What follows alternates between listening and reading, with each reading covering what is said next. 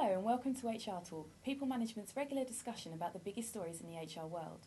I'm Michelle Stevens, and this week we'll be talking about highlights from the budget. In his speech, George Osborne announced plans to merge income tax and national insurance and reduce red tape for businesses. I'm joined by Claire Churchard, PM's senior reporter and features writer, to discuss the implications of these proposals. So Claire, what will the merger of taxes mean for employers? Well, from a payroll point of view, it'll mean a lot less administration and, in theory, a lot less cost.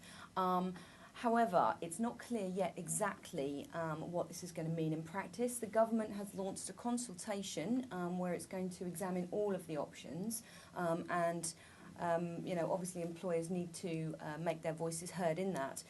However, former Treasury Secretary and Lib Dem MP David Laws has already warned that any merger of these two major taxes need to be planned very carefully to avoid any unintended consequences.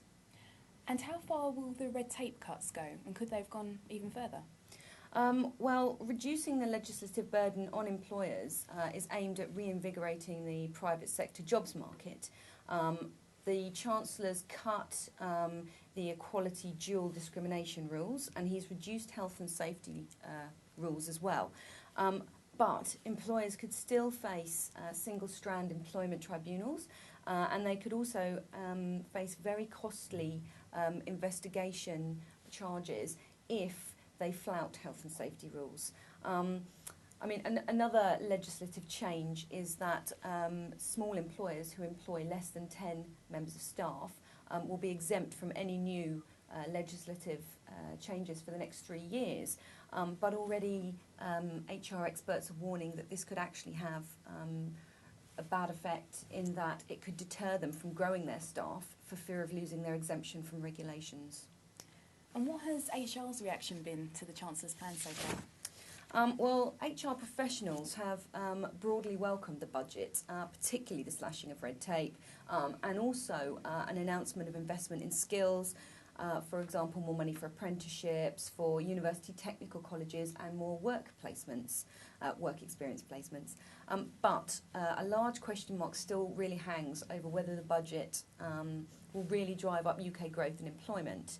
The CIPD's chief economist, John Philpott, highlighted the revised Office for Budget Responsibility figures. Now, they've been revised down from 2.1% growth this year to 1.7% growth, which is an indication of the pressure that the economy is under. And other commentators have suggested that the budget's going to do little to address unemployment.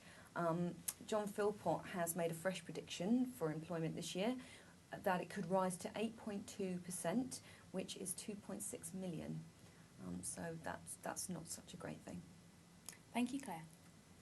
That's all for this week, but keep up to date with all the latest HR news on our website, www.peoplemanagement.co.uk. Until next time, take care.